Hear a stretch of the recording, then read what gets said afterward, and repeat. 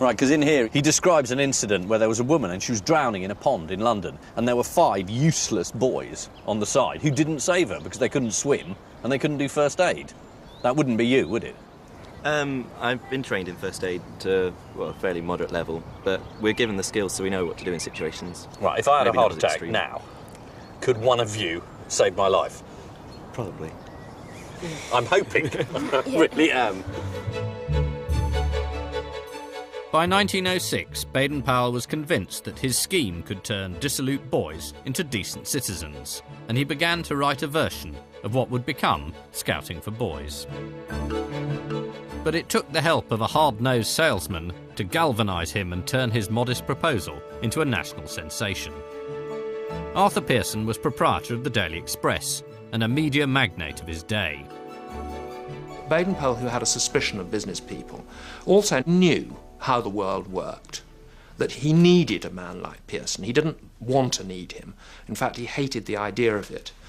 But without him, it couldn't happen. By summer 1907, Baden-Powell had completed a first draft. He was now ready to put his theories into practice.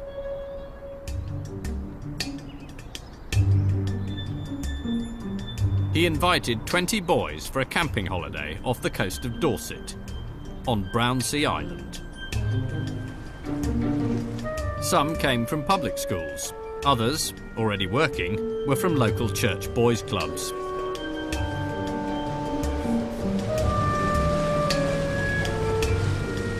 But for all of them, it was a unique opportunity.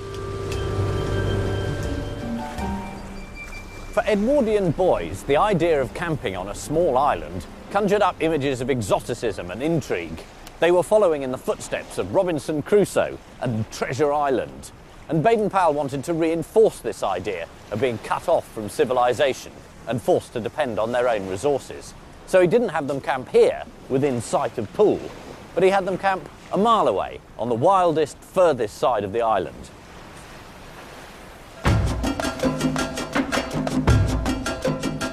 The native boys of the Zulu and Swazi tribes learn to be scouts before they're allowed to be considered men. When a boy is about 15 or 16, he is taken by the men of his village, stripped of all his clothes, and painted white from head to foot. He is given a shield and small spear, and he is turned out of the village and told that he will be killed if anyone catches him while he is still painted white. Many Edwardians had only a superior curiosity about other races, but some, like Baden-Powell, had a genuine admiration for those they ruled. Within British imperial law, there was a social Darwinist ranking of the nations, in which, of course, British were at the top, but there were recognised to be certain noble tribes, noble peoples, who distinguished themselves by their muscle on the battlefield. Despite his admiration for some African traditions, Baden-Powell thought better of sending British boys naked into the Dorset woods. Instead, he'd arranged for basic amenities to be provided on a small campsite. The trip was covered by a lot of the local newspapers, and clearly their editors were thrilled to have a national hero operating on their patch. This is the Bournemouth Guardian, and it explains how the camp was set up, and then says, "The boys are to learn how the experienced scout can find life wherever he may find himself, to taste the delights of wild adventure, and to track Red Indians." This being Dorset, there weren't actually any Red Indians, but there were pheasants. The idea was the boys had to track the pheasants, get close enough to them, not to kill them, but to photograph them, and then report back to camp. And this was a classic Baden-Powell technique, to relocate the thrills of the Wild West in the Southwest.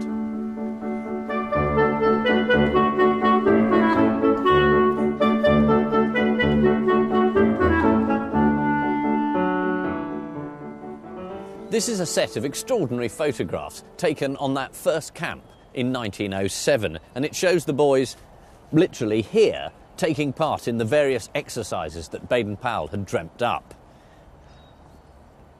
Now that looks like a game boys would enjoy. Jump headfirst out of a tree and see if anyone catches you. But that does look fun. Now this is a manly game. This one's called The Struggle. It does look quite peculiar, but it's basically people pushing their chests against each other. And it's meant to get the heart pounding, according to Baden-Powell. First aid. This one is called Dragging an Insensible Man. But in this case, it's a boy sitting up and laughing, which slightly ruins it. They're clearly enjoying being outdoors, playing games, dangerous games, and learning practical skills. When they were camping, Baden-Powell needed to collect the boys together. So what did he use? A whistle? No, he used this, which is a kudu horn, made from antelope, which he'd picked up when he was a soldier in the Matabele campaign in 1896. The Ndebele people use it for generating fearsome war cries, but it's very good for collecting together small boys.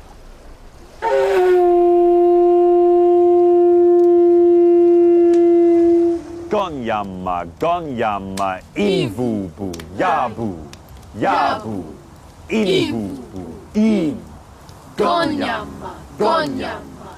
At night, Baden-Powell taught the boys Zulu war chants and enthralled them with tales of his overseas adventures. Once I went butterfly hunting in Dalmatia. Batteries had been built upon these mountaintops, and it was my business to investigate their positions, strength, and armaments. I took a sketchbook, a colour box, and a butterfly net in my hand, and I was above all suspicion to anyone who met me. They did not look sufficiently closely into the sketches of butterflies to notice that the delicately drawn veins of the wings were exact representations in plan of their own fort.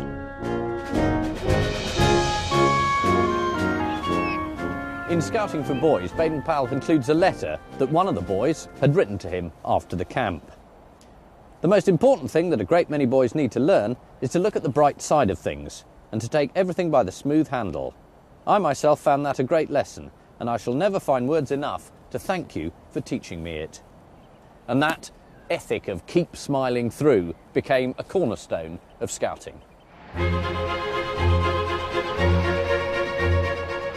Invigorated by the success of Brownsea, Baden-Powell returned to civilization and to completing Scouting for Boys. His original manuscript is now kept here at the Scout Association's headquarters at Gilwell Park in Essex. So this is it, the book that launched the entire movement. Well, the manuscript for the book that launched it. There. Gosh, there it is, handwritten. I must say, I thought it would be more organised than this.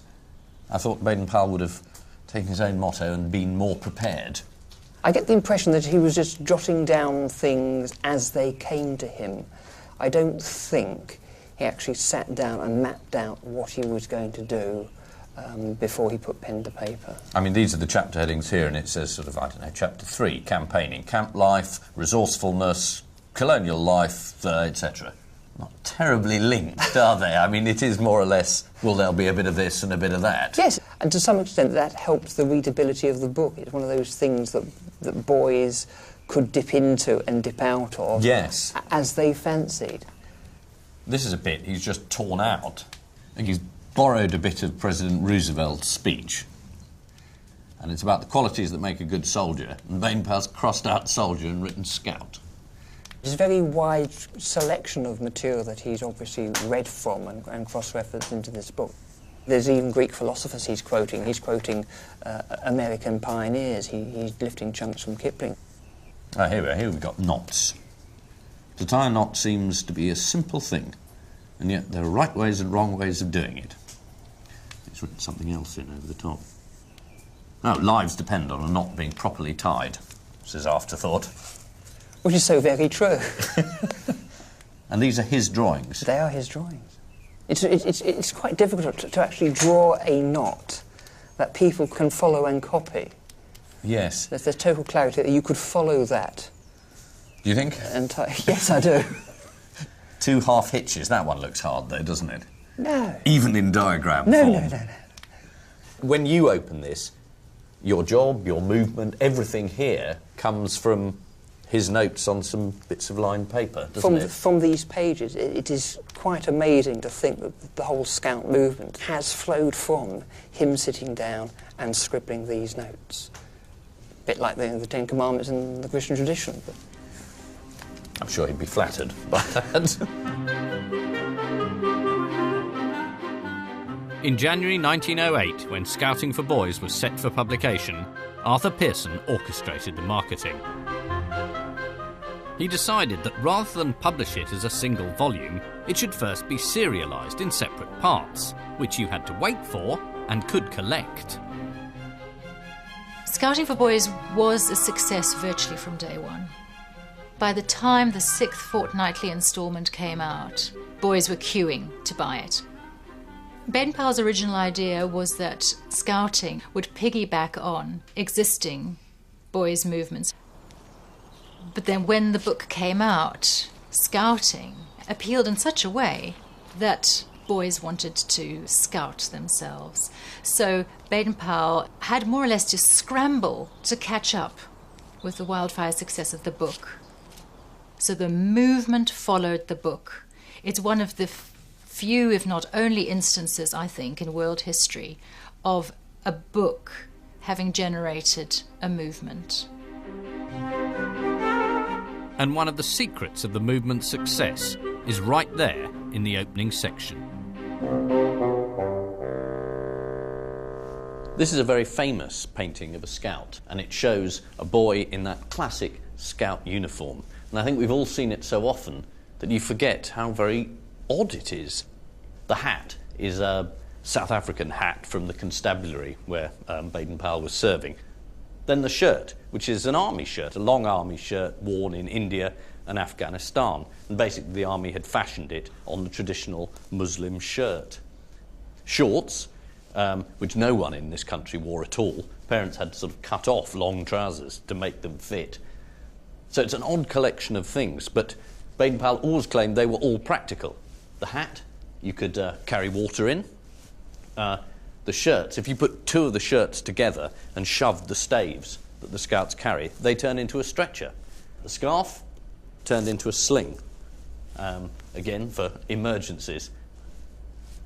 Now the figure here on the right isn't a scout, but the suggestion is, in a fairly obvious way, that he's blessing the entire scout movement.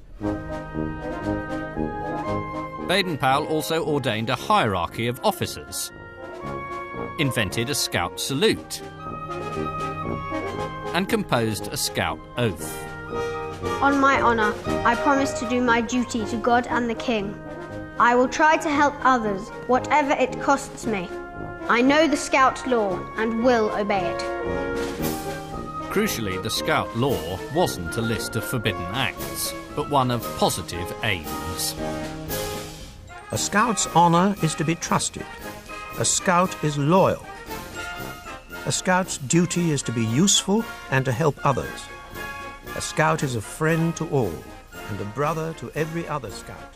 In Scouting for Boys, Baden-Powell also gave the movement something critical: the impression it already had a history. The British Empire had quite a propensity for inventing traditions. In other words, for making up a movement, an idea, an organisation, and then passing it off, or indeed marketing it, as something traditional and conventional and steeped in the past. Scouting, of course, does so by harking back to what Baden-Powell calls the Scouts of history. In the old days, the knights were the scouts of Britain, and their rules